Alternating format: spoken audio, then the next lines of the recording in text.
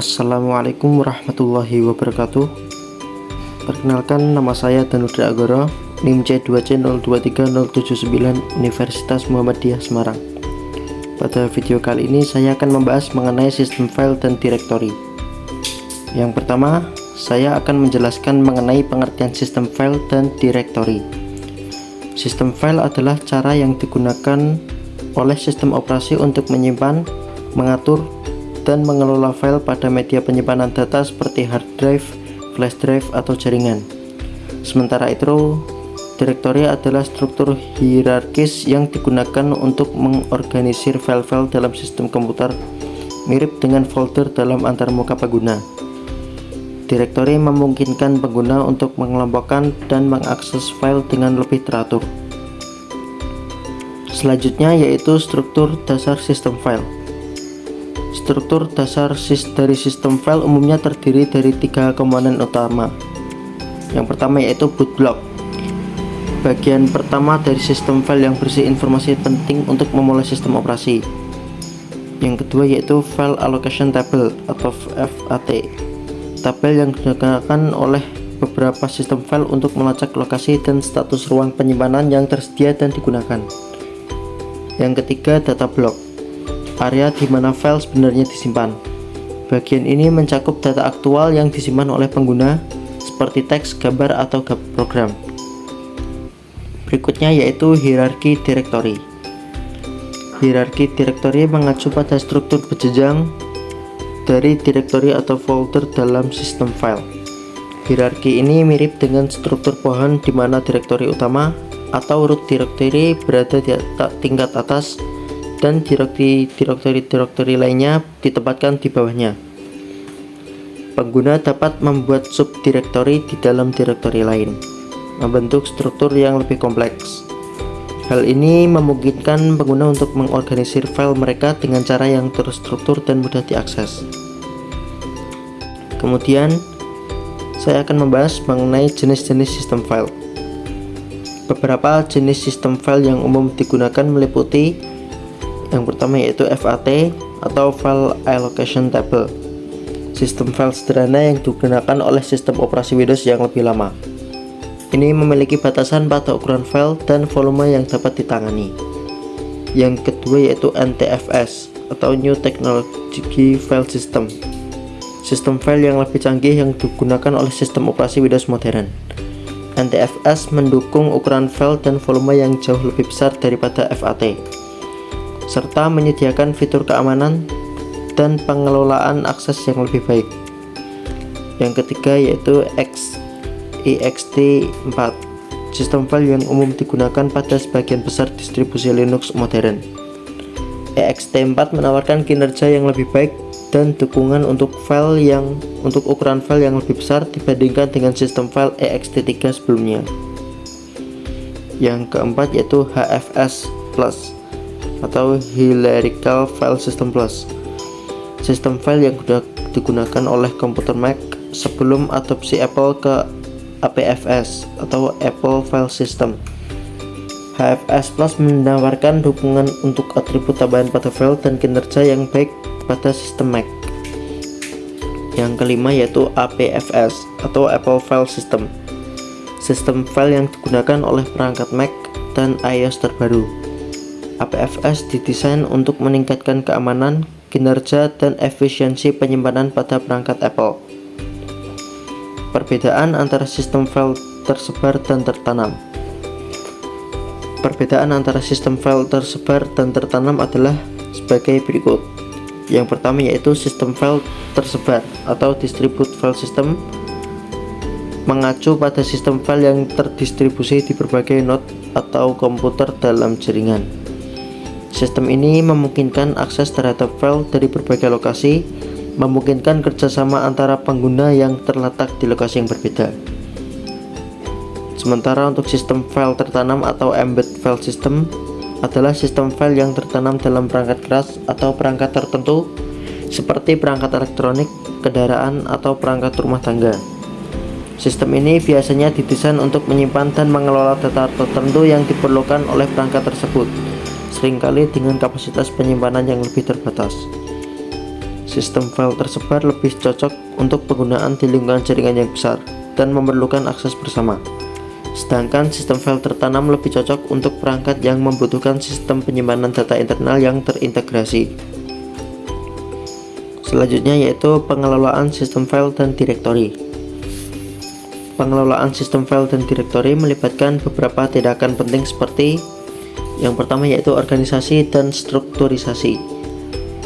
Buat struktur direktori yang teratur dan terorganisir dengan baik untuk memudahkan pengelompokan file berdasarkan jenis, proyek, atau kategori tertentu.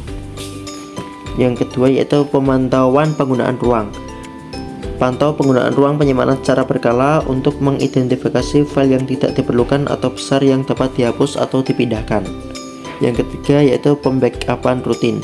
Lakukan backup data secara rutin untuk melindungi data dari kerusakan atau kehilangan yang tidak terduga. Yang keempat yaitu manajemen versi. Gunakan sistem manajemen versi untuk melacak perubahan yang terjadi pada file dan memungkinkan pengembalian ke versi sebelumnya jika diperlukan. Yang kelima, kontrol akses. Tetapkan hak akses yang tepat untuk setiap file dan direktori. Memastikan bahwa pengguna hanya memiliki akses yang diperlukan. Pembersihan yang keenam yaitu pembersihan dan pemeliharaan. Lakukan pembersihan dan pemeliharaan rutin untuk mengoptimalkan kinerja sistem, termasuk defragmentasi dan pemulihan ruang yang tidak terpakai. Yang berikutnya yaitu hak akses pada sistem file dan direktori. Hak akses pada sistem file dan direktori biasanya didefinisikan oleh 3 kategori utama. Yang pertama yaitu read atau baca. Memungkinkan pengguna untuk melihat isi dari file atau direktori tertentu. Yang kedua yaitu write atau tulis. Memungkinkan pengguna untuk mengubah atau mengedit isi dari file atau direktori tertentu. Yang ketiga execute atau jalankan. Memungkinkan pengguna untuk menjalankan file eksekusi atau mengakses direktori tergantung pada konteksnya. Hal akses ini seringkali dikaitkan dengan pengguna atau grup pengguna tertentu dan dapat diatur secara spesifik untuk masing-masing file dan direktori. Melalui pengaturan hak akses ini, administrator atau pemilik file dapat mengontrol siapa yang memiliki izin untuk membaca, menulis, dan menjalankan file atau direktori tertentu. Berikutnya yaitu alat bantu manajemen file dan direktori. Beberapa alat bantu manajemen file dan direktori yang umum digunakan dalam sistem operasi berbasis Unix dan Linux meliputi yang pertama ada is, yaitu perintah untuk menampilkan daftar file dan direktori di dalam direktori tertentu. Yang kedua yaitu cd, perintah untuk berpindah antara direktori, memungkinkan pengguna untuk masuk ke direktori lain. Yang ketiga mkdir, perintah untuk membuat direktori baru di dalam sistem file. Yang keempat rm, perintah untuk menghapus file atau direktori dari sistem. Yang kelima cp, perintah untuk menyalin file atau direktori dari satu lokasi ke lokasi lain. Yang keenam mv, perintah untuk memindahkan file atau direktori dari suatu lokasi ke lokasi lain atau untuk mengganti nama file.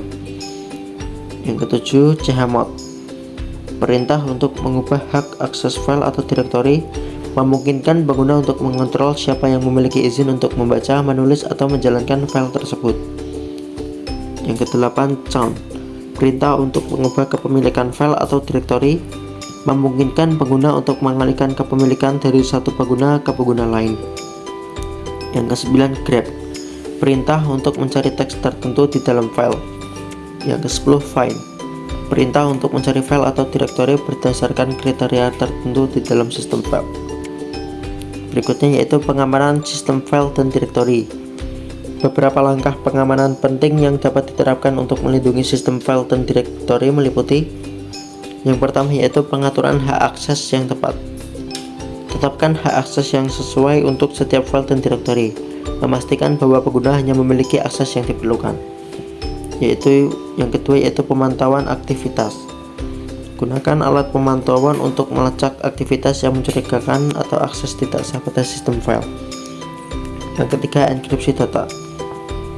Gunakan enkripsi untuk melindungi data sensitif sehingga data tidak dapat diakses atau dibaca oleh pihak yang tidak berwenang.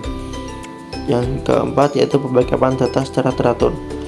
Anda dapat melakukan backup data secara berkala untuk menghindari kehilangan data yang tidak terduga akibat kerusakan sistem atau serangan malware. Yang kelima yaitu pembaruan sistem, yaitu dengan memastikan sistem operasi dan perangkat lunak keamanan terbaru telah terpasang untuk mengatasi kerentanan keamanan yang diketahui. Yang keenam, penggunaan firewall, dengan mengaktifkan firewall untuk memantau dan mengendalikan lalu lintas jaringan yang masuk dan keluar dari sistem.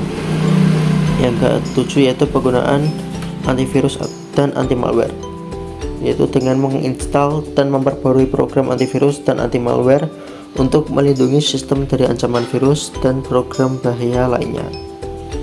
8 yaitu penggunaan sandi yang kuat, yaitu menggunakan sandi yang kuat dan kompleks untuk melindungi akses ke sistem file serta mempertahankan kebijakan sandi yang ketat.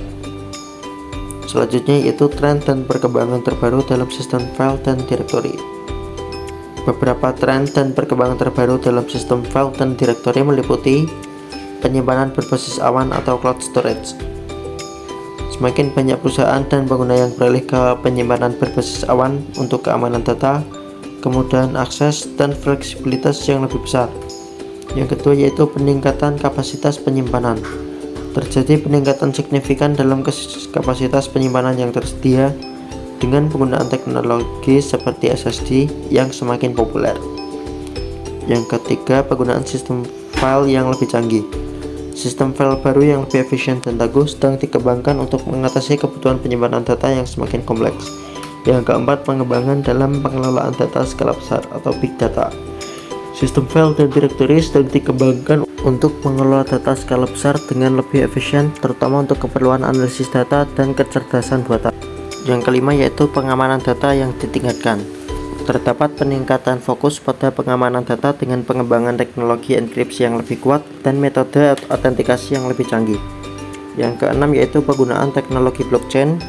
Penggunaan teknologi blockchain dalam sistem file dan direktori membantu memastikan keamanan, keandalan, dan transparansi data dengan menyediakan bukti autentikasi dan jejak transaksi yang tidak dapat diubah.